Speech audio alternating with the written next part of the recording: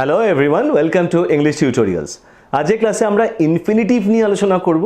Infinitive সম্পর্কে আমরা আমাদের ধারণাটাকে বিল্ড আপ করব। এই ইনফিনিটিভের সাহায্যে দুটো বাক্যকে কিভাবে সিম্পল সেন্টেন্সে জয়েন করা যায় সেটা শিখব, এবং তার সাথে সাথে শিখব কি একটি কমপ্লেক্স সেন্টেন্সকে কি করে আমরা সিম্পল সেন্টেন্সে ট্রান্সফর্ম করতে পারি, বা একটি ইনফিনিটিভ যুক্ত সিম্পল সেন্টেন্সকেই বা আমরা কিভাবে কমপ্লেক্স সেন্টেন্সে ট্রান্সফর্ম করতে পারি ছোট্ট কিছু ট্রিকের মাধ্যমে, সেটাও জেনে নেব। এবং তার সাথে জানবো ইনফিনিটিভ যুক্ত বাংলা বাক্যকে আমরা চিনব কি করে, এবং সেই ধরনের বাক্যকে আমরা ইংলিশে ট্রান্সলেট করব কি করে আমাদের রাইটিং স্কিলের সুবিধার জন্য বা আমাদের স্পোকেন ইংলিশে ব্যবহারের জন্য। তাহলে বুঝতেই পারছো যে আজকের ক্লাসে কিন্তু আমরা অনেক কিছু জিনিস কভার করতে চলেছি, সব কিছুই কিন্তু ইনফিনিটিভ ওরিয়েন্টেড, এবং ক্লাসটা কিন্তু ভীষণভাবে ইন্টারেস্টিং এবং ইম্পর্ট্যান্ট হতে চলেছে। তো সেই হিসেবে আমি তোমাদেরকে রিকোয়েস্ট করতে চাই যে তোমরা যারাই এই ক্লাসটা দেখছো একটু ধৈর্য ধরে মন দিয়ে প্রথম থেকে শেষ পর্যন্ত দেখবার চেষ্টা করো। আই হোপ যে ক্লাসটা যদি একবার ফলো করতে পারো তোমরা প্রপারলি, তাহলে ইনফিনিটিভ যুক্ত বাক্যের ট্রান্সফরমেশন বা ইনফিনিটিভ দিয়ে বাক্যের জয়েনিং বা ট্রান্সলেশন করতে কিন্তু তোমাদের ইন ফিউচার খুব একটা কারোর কোনো প্রবলেম হবে বলে মনে হয় না। ইনফিনিটিভ সম্পর্কে ধারণা তৈরি করতে গেলে আমাদেরকে একটু ফাইনাইট ভার্ব এবং নন ফাইনাইট ভার্ব সম্পর্কে জেনে নিতে হবে। দেখো, ফাইনাইট ভার্ব বলতে আমরা বুঝি সমাপিকা ক্রিয়া, এবং নন ফাইনাইট ভার্ব বলতে আমরা বুঝি অসমাপিকা ক্রিয়া। ফাইনাইট ভার্ব যে কোনো একটি বাক্যের অর্থ সম্পূর্ণ করে, অর্থাৎ প্রকারান্তরে বলতে গেলে এমন একটি ক্রিয়াপদ যে ক্রিয়াপদটি কিন্তু বাক্যের সাবজেক্টের নাম্বার, পার্সন বা টেন্স অনুযায়ী নিজের রূপ পাল্টায়, যাতে বাক্যের অর্থটা ক্লিয়ারলি কনভে করা যায়। আর নন ফাইনাইট ভার্ব হচ্ছে ঠিক তার উল্টো, অর্থাৎ এমন একটি ক্রিয়াপদ বা ক্রিয়াপদের রূপ যেটি কোনো অবস্থাতেই কিন্তু নিজের রূপ পাল্টায় না, অর্থাৎ যার রূপ কিন্তু বাক্যের সাবজেক্টের নাম্বার, পার্সন বা টেন্স অনুযায়ী কিন্তু পাল্টায় না। অ্যাজ পার এক্সাম্পল, ধরো আমি বললাম প্লে একটি ক্রিয়াপদ। আমি যদি বলি আমি খেলি, তাহলে আমি ইংলিশে বলবো আই প্লে।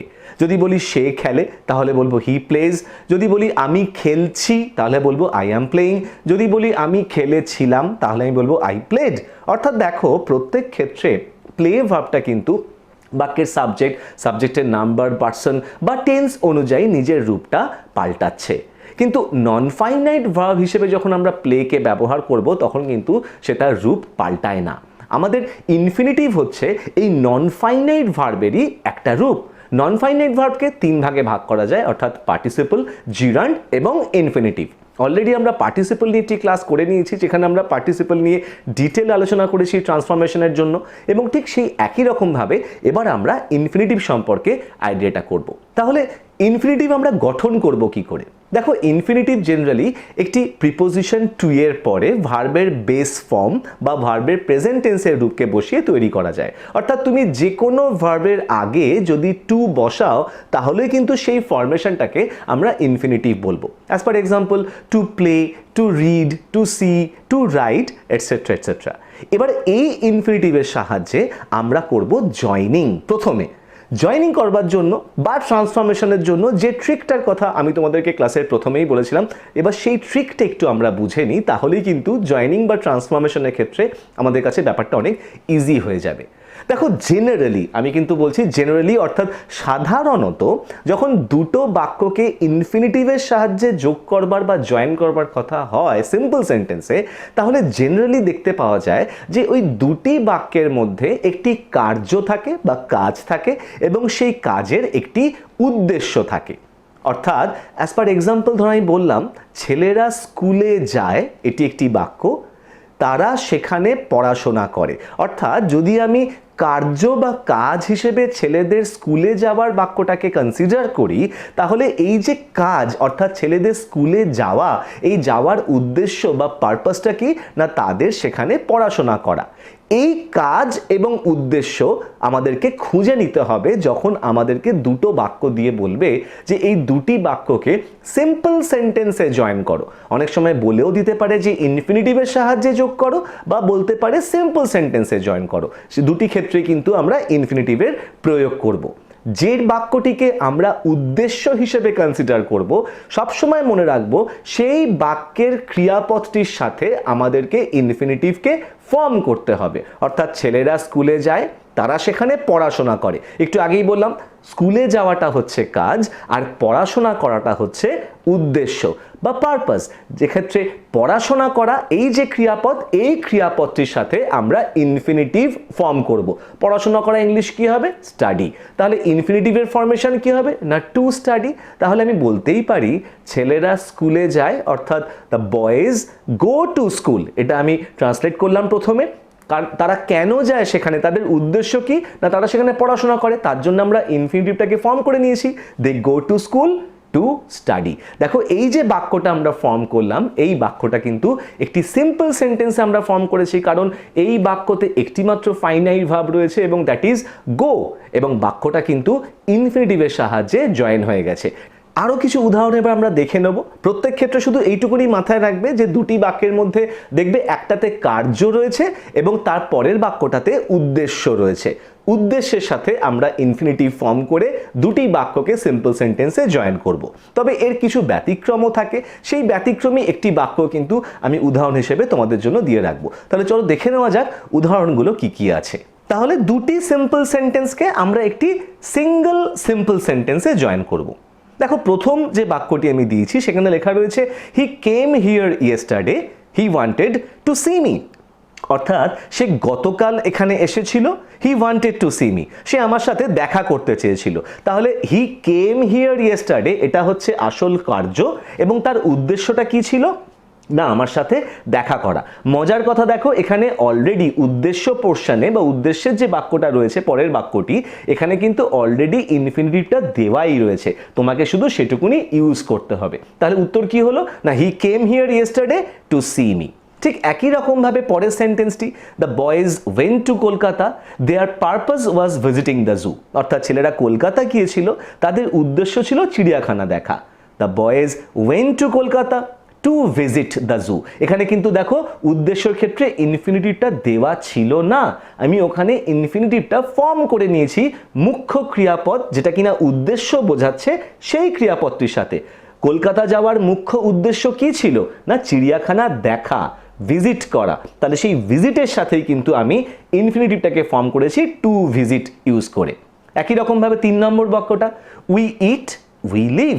আমরা খাই, আমরা বেঁচে থাকি। তাহলে আমরা খাই কেন, কি উদ্দেশ্যে আমরা খাওয়া দাওয়া করি? না আমরা খাওয়া দাওয়া করি বেঁচে থাকবার উদ্দেশ্যে। So we eat to live. 4 নম্বর বাক্যটি একটু ব্যতিক্রমী। দেখো এখানে কিন্তু অ্যাজ সাচ কোনো কার্য কিন্তু বা উদ্দেশ্য কিন্তু সেই হিসেবে নেই। কি আছে বাক্যটা? না হি হ্যাজ আ কার, তার একটি গাড়ি রয়েছে।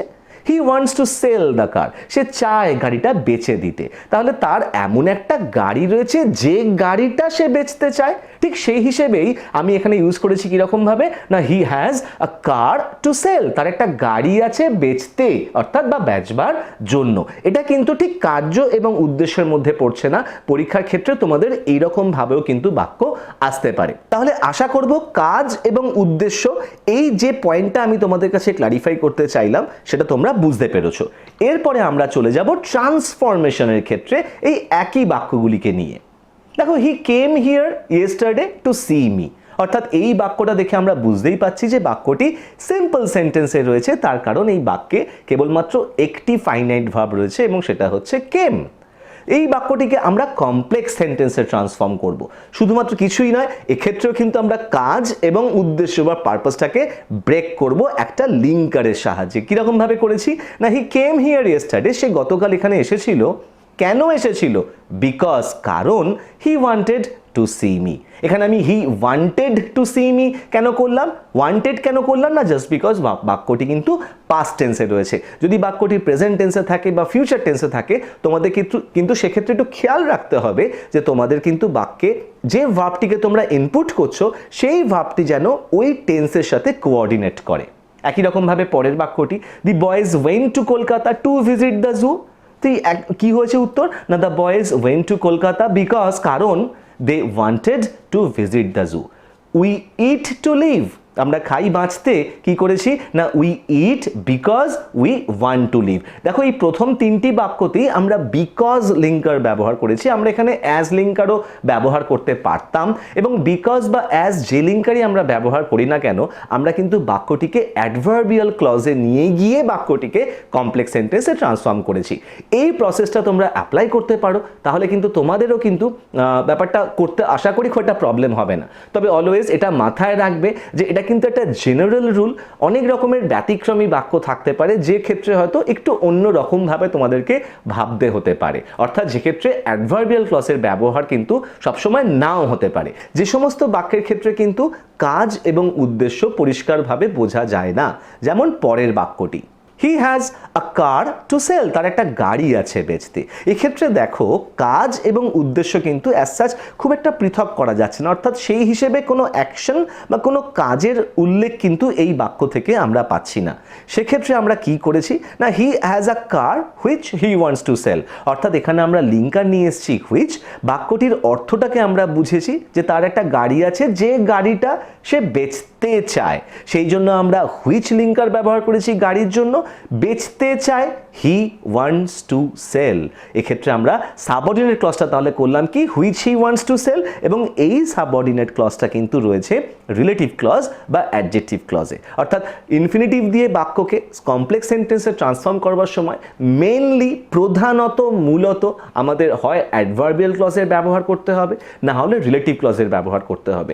অ্যাডভার্বিয়াল ক্লজের ক্ষেত্রে ম্যাক্সিমাম ক্ষেত্রে বিকজ বা অ্যাজ দিয়েই তোমার বাক্যটি হয়ে যাবে, আর যদি রিলেটিভ ক্লজে যেতে হয় তাহলে হুইচ হু, যে ওই বাক্যতে যে নাউনটি রয়েছে সেই নাউন অনুযায়ী তোমাকে লিঙ্কার ইউজ করতে হবে, যেটা আমরা অলরেডি রিলেটিভ ক্লজের ক্লাসে বুঝিয়ে দিয়েছি তোমাদেরকে, বা অ্যাডভার্বিয়াল ক্লজে কিরমভাবে কখন কোন লিঙ্কার ব্যবহার করতে হয় সেটাও তোমরা বুঝে গেছো। তাহলে সেই হিসেবে এই ধরনের বাক্যকে ট্রান্সফর্ম করতে আই থিঙ্ক তোমাদের খুব একটা কারুর অসুবিধে হবে না। এবার যদি ওই সেম সেন্টেন্সগুলোকেই, অর্থাৎ যে কমপ্লেক্স সেন্টেন্স আমরা ফর্ম করলাম সেই কমপ্লেক্স সেন্টেন্সগুলোকে আবার যদি সিম্পল সেন্টেন্সে ট্রান্সফর্ম করতে হয় ইনফিনিটিভের সাহায্যে, তাহলে কীরকমভাবে করব একটু দেখে নেওয়া যাক। দেখো he came here yesterday because he wanted to see me, সে গতকাল এখানে এসেছিল কারণ সে আমার সাথে দেখা করতে চেয়েছিল। এখানে দেখো ইনফিনিটিভ পার্টটা আগে থেকেই দেওয়া রয়েছে টু সি, আমাকে শুধু সেটিকে সিম্পল সেন্টেন্স ফর্ম করবার সময় বা ট্রান্সফর্ম করবার সময় ব্যবহার করতে হবে, অর্থাৎ he came here yesterday to see me. The boys went to Kolkata because they wanted to visit the zoo. The boys went to Kolkata to visit the zoo. We eat because we want to live. উত্তর কি হয়েছে না we eat to live. এবং last বাক্যটি he has a car which he wants to sell, এক্ষেত্রেও আমরা করেছি he has a car to sell. তাহলে দেখলে যে কার্য এবং উদ্দেশ্য এইটুকুনি জিনিস কিন্তু মাথায় রাখলেই এই ধরনের বাক্যের ট্রান্সফরমেশন কিন্তু আমরা খুব সহজেই করে নিতে পারবো। এবার চলে আসা যাক ট্রান্সলেশন পার্টে। দেখো আমরা বাংলায় অনেক বাক্য বলি যে বাক্যগুলিতে ক্রিয়াপদের শেষে আমরা তে যোগ করি। অ্যাজ পার এক্সাম্পল, বালকেরা মাঠে যায় ফুটবল খেলতে, তিনি বাজারে যাচ্ছেন মাছ কিনতে, ছেলেটি কঠোর পরিশ্রম করছে সফল হতে, ছাত্ররা কলকাতা গিয়েছিল ভিক্টোরিয়া মেমোরিয়াল দেখতে। তাহলে দেখো খেলতে, কিনতে, সফল হতে, দেখতে প্রত্যেকটা ক্রিয়াপদের সাথে কিন্তু তে যুক্ত হয়ে রয়েছে, এবং আমরা মাথায় রাখবো বা আমরা জানবো যে যখনই আমরা বাংলায় কোনো একটি ক্রিয়াপদের সাথে তে যোগ করে বলছি তার মানে আমরা কিন্তু ইনফিনিটিভের ব্যবহার করছি, অর্থাৎ ওই ক্রিয়াপদটিকে নিয়ে কিন্তু আমাকে ইনফিনিটিভ ফর্ম করতে হবে। তাহলে এবার দেখে নেওয়া যাক এই বাক্যগুলিকে আমরা কীরকমভাবে ট্রান্সলেশন করব। ইনফিনিটিভ পার্টটা আমরা বুঝে নিয়েছি, এবার দেখব ট্রান্সলেশনটা। দেখো the boys go to field to play football, অর্থাৎ ছেলেরা মাঠে যায় ফুটবল খেলতে ছিল।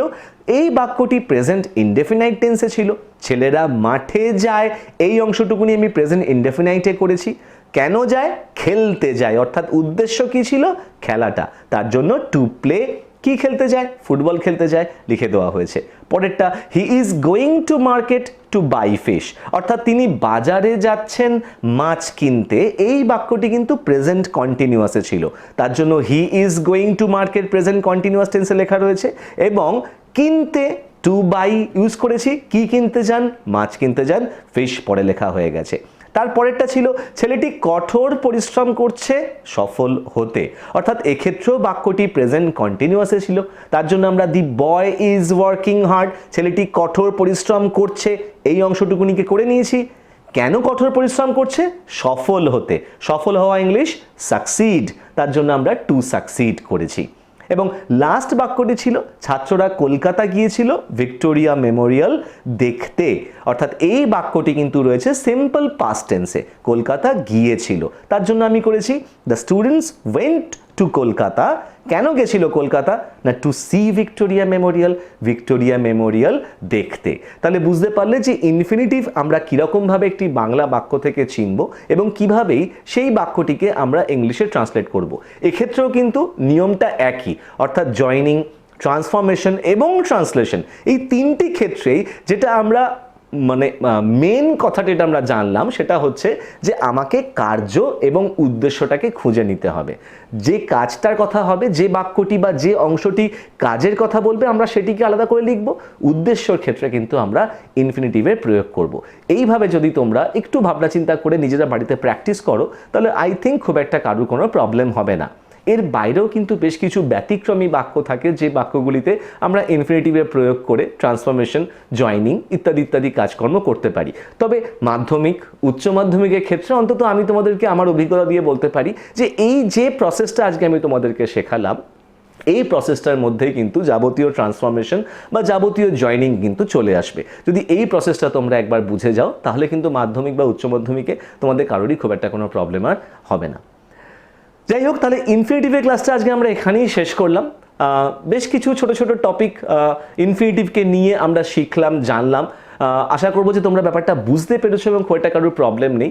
যদি এই সংক্রান্ত কোনো কোশ্চেন থাকে বা যদি তোমাদের কোনো এরকম ধরনের কোনো বাক্য যদি তোমাদের মাথায় থাকে যেটার উত্তর তোমরা আমাকে জানতে চাও ট্রান্সফরমেশন বা জয়নিংয়ের ক্ষেত্রে, তাহলে উইদাউট হেজিটেশন তোমরা কমেন্ট করে তোমাদের প্রশ্ন আমাকে করতে পারো, আমি তোমাদের উত্তর দিয়ে দেবো। আর যদি মনে হয় যে এই ক্লাসটি ইনফিনিটিভের ট্রান্সফরমেশন বা জয়নিং বা ট্রান্সলেশনের ক্ষেত্রে তোমাদেরকে একটু হলেও হেল্প করতে পারে, তাহলে প্লিজ ভিডিওটিকে লাইক করতে ভুলো না, শেয়ার করতে ভুলো না।